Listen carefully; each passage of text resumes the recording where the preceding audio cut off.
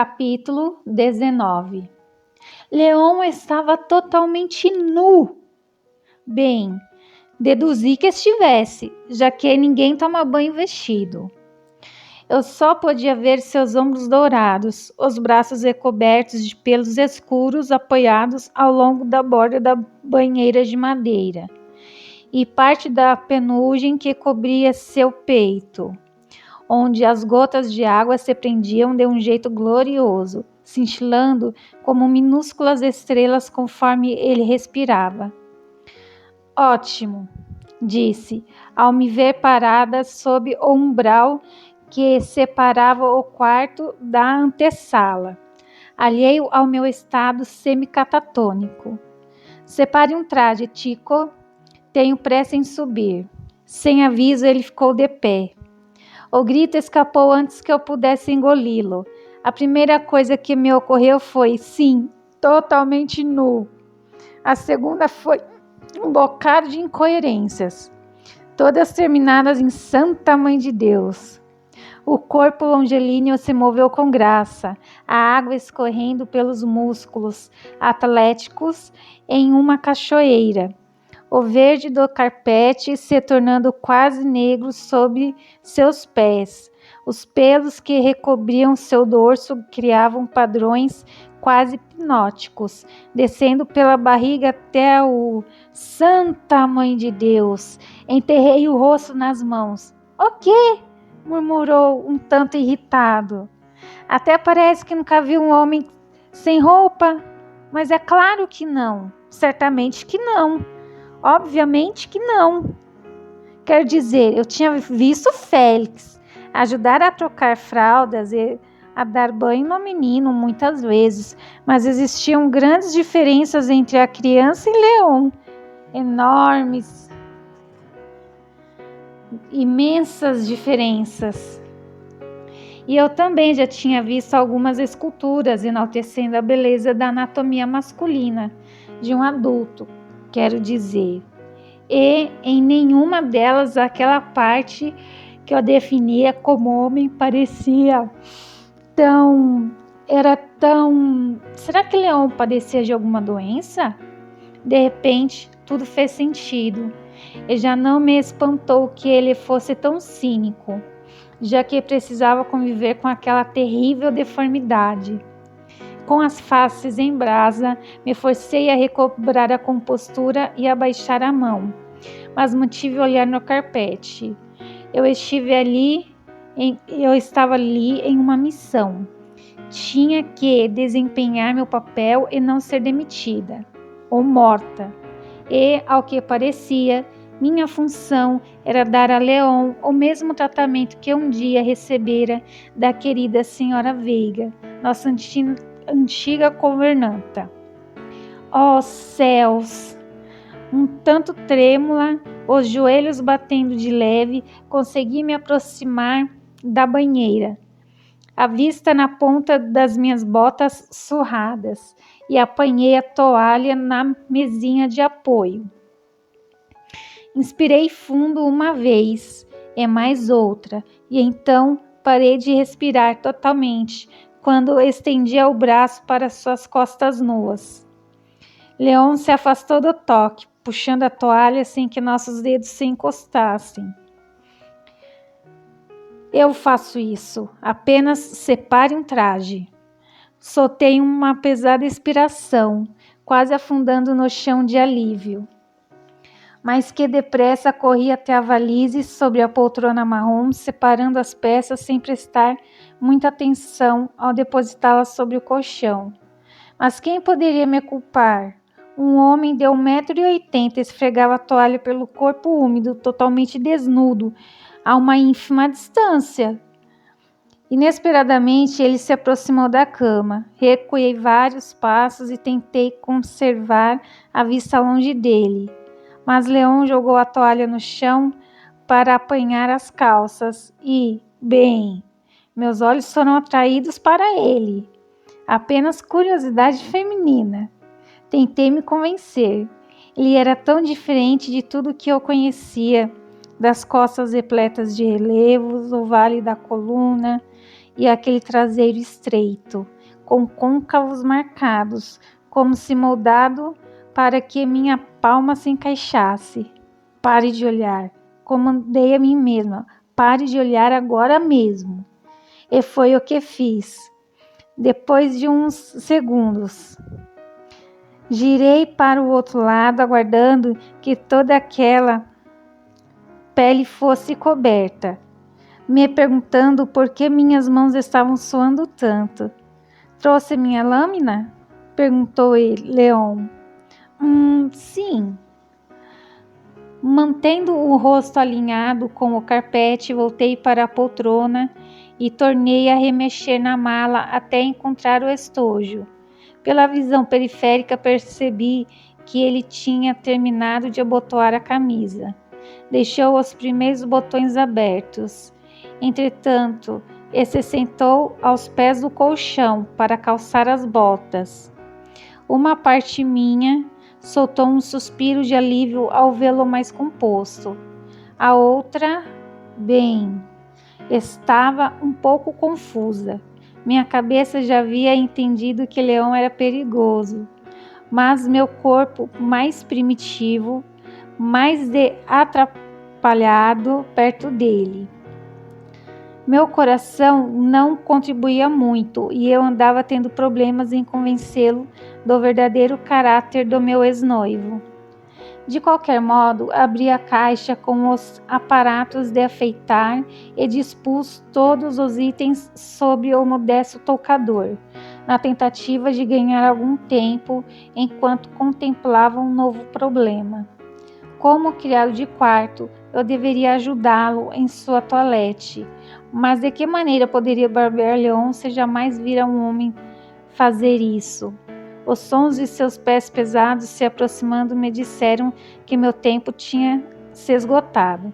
Estudei as navalhas e me inclinei para pegar uma delas, a mais larga, mas Leon me impediu, pousando a mão em meu ombro. Dei um pulo, o que resultou em um franzir de sobrancelha. Eu faço isso, Tico, falou confuso. Pode subir agora. Não quer que eu o barbeie? Ah, graças aos céus. Ele pegou o sabonete e o colocou dentro da caneca com um pouco de água. Se vou ter uma navalha no pescoço, a mão firme que vai segurá-la será a minha. Ah, parece... desconfiado. Prefiro sensato, rebateu de imediato, afundando o pincel na caneta. Girou na caneca. Girou-o algumas vezes, quando as cerdas foram envolvidas por uma rica espuma branca. Leon se admirou no espelho. Na verdade, parecia ver através dele, meio perdido. Algo que não tenho sido nos últimos tempos, acrescentou em voz baixa. Ah, sim, era para isso que eu estava ali, para descobrir seu verdadeiro caráter e, com sorte, alguma prova de que ele tinha tentado me matar. Não que era dono de um lindo traseiro e de um par de coxas belamente torneadas. Alguma coisa o atormenta, capitão? Arrisquei como quem não quer nada, indo recolher a toalha do chão. Por onde começar?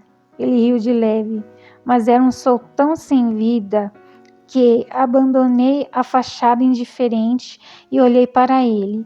Leon parecia naufragar em um tipo de desespero silencioso, como se sua alma gritasse sem produzir som algum, refém de sua própria angústia.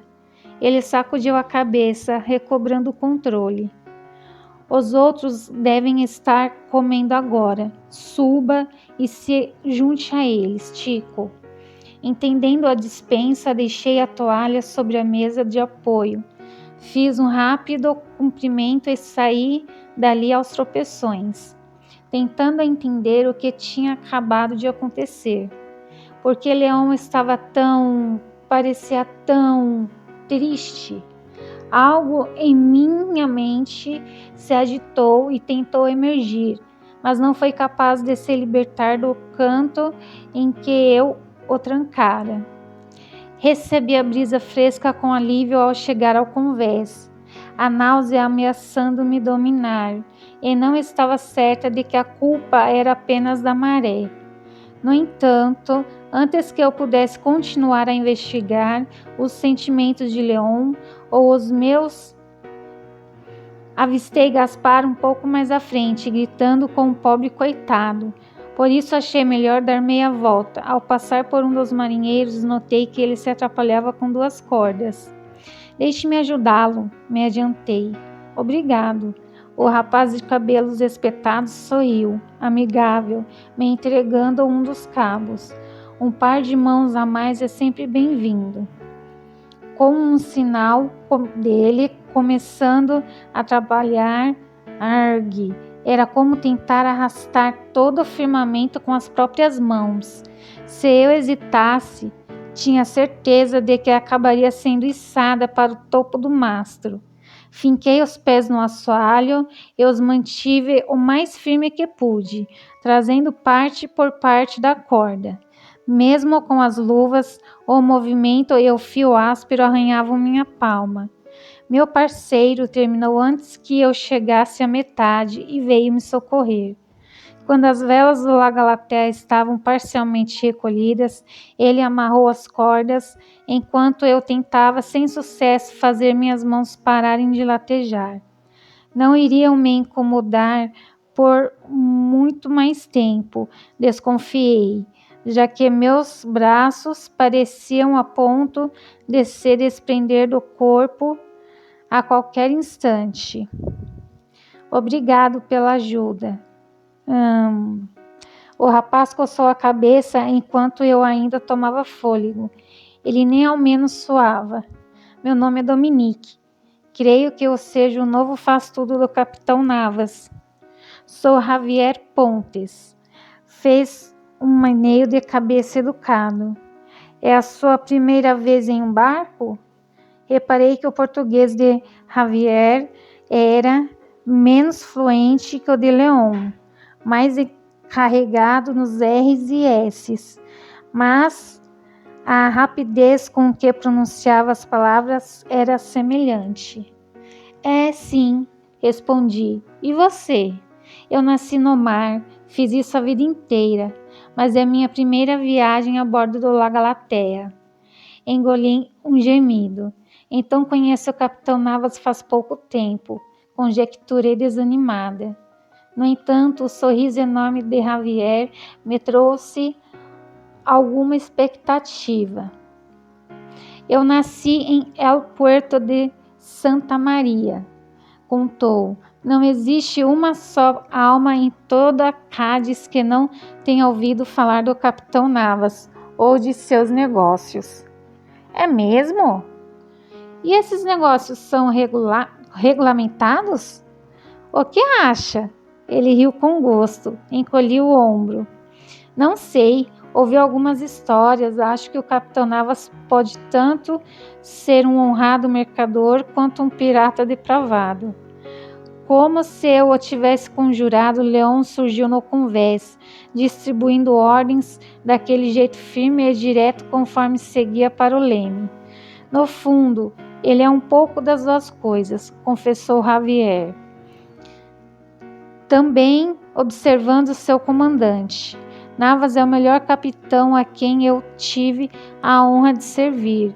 Se preocupa com sua tripulação tanto como a embarcação. Isso é raro, mas ele também é implacável, se necessário. Eu não gostaria de tê-lo como inimigo.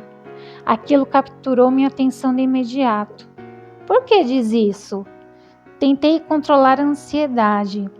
Ele fez alguma coisa que o assustou? Você ouviu fazer alguma coisa suspeita?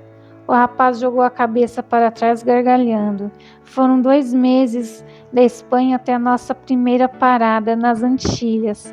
Acredite, ele não precisa fazer nada para que eu deseje não estar em seu caminho.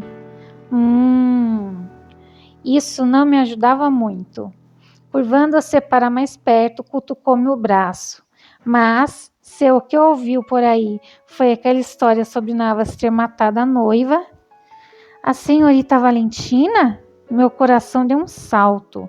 Perdeu o juízo, Dominique? Cochichou impaciente.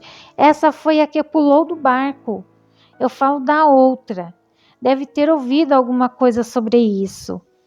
Ah, sim, é claro. Mordi a língua para que eu não pulei, fui empurrada, continuasse dentro da boca.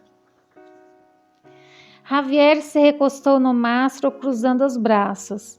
Eu imaginei, as pessoas sempre comentam. Mas fique tranquilo, Navas foi inocentado pela justiça. Meu coração errou uma batida. Houve um julgamento, então? Aquela história era verdadeira? Meu Deus, como eu pudera me enganar tanto? Não, nunca houve julgamento. Apenas uma investigação que concluiu que ele era inocente. E ele é mesmo. Como pode afirmar isso? Eu quis saber, a pulsação ameaçando sair de controle. Porque, quando a noiva dele sumiu da cidade, Navas estava em Marsella. Ah, bem, isso era bastante contundente. A informação se misturou a tantas outras, que atravessavam meu cérebro como lanças afiadas. Massageei um ponto na testa particularmente dolorido. Quanto mais eu tentava lançar luz sobre o caráter de Leon, mais e mais confusa ficava. O que fazia nas Antilhas?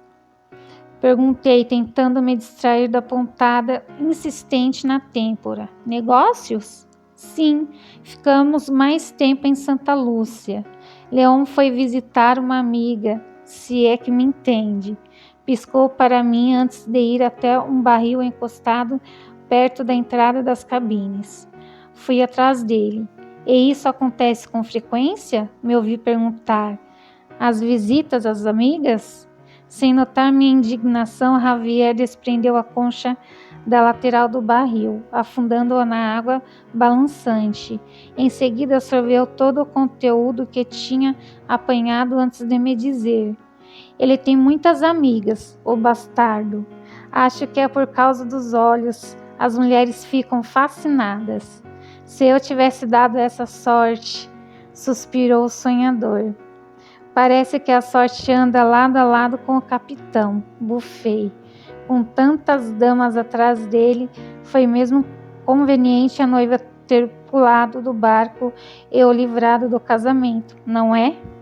Javier enroscou a concha de volta ao gancho com certo estardalhaço, e eu entendi que eu tinha dito alguma coisa errada. O clima de camaradagem evaporando. Devia se envergonhar, Dominique. Suas sobrancelhas castanhas quase se uniram. Existem assuntos com os quais jamais se deve brincar. Demonstre um pouco mais de respeito pela dor alheia. Antes que eu pudesse abrir a boca e perguntar o que ele quis dizer com aquilo, o rapaz saiu andando, se misturando aos outros marinheiros. Afastando os fios que me caíam nos olhos, me virei para observar Leon atrás do leme, procurando. Não sei ao certo o que. Então, pela primeira vez desde que o reencontrara, prestei atenção em algo que eu ignorara até aquele momento.